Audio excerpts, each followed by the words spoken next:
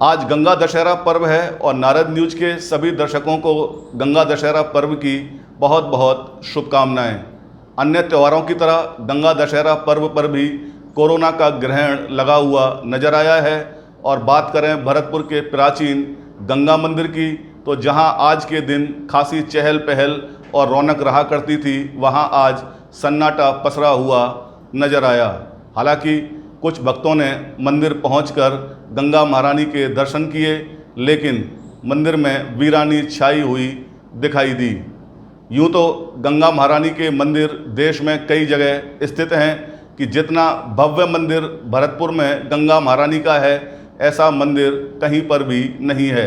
इस मंदिर में मां गंगा मगरमच्छ की सवारी पर विराजमान हैं। नारद न्यूज अपने दर्शकों को आज बताएगा कि भरतपुर के इस भव्य गंगा मंदिर का क्या इतिहास है।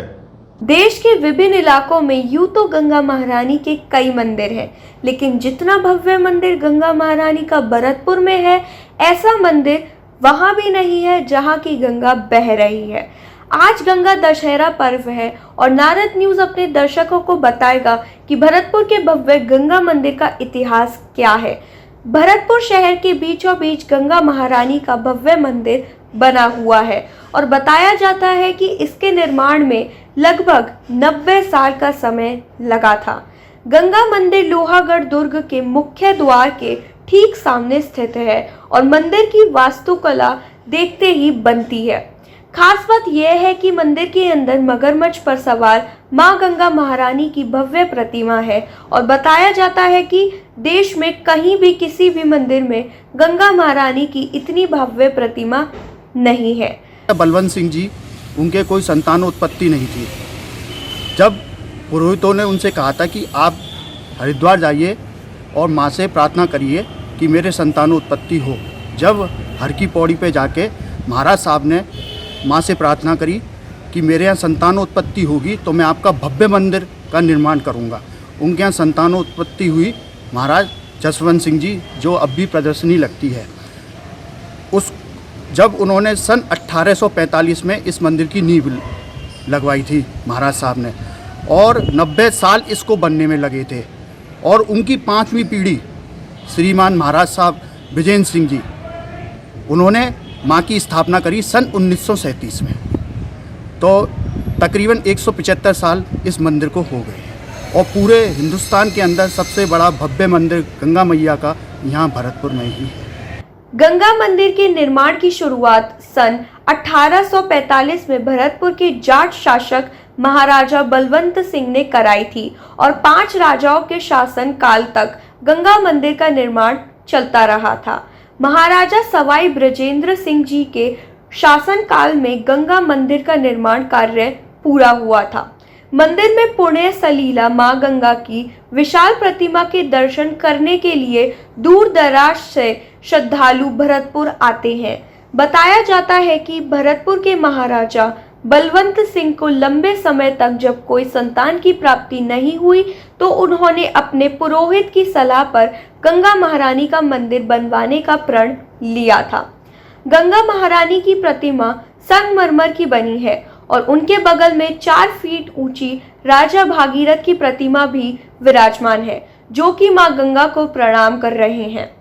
ये भी बताया जाता है कि गंगा महारानी की मूर्ति का निर्माण एक मुस्लिम मूर्तिकार ने किया था। गंगा मंदिर का भवन 2 मंजिला है और दीवारों पर शानदार नक्काशी की गई है।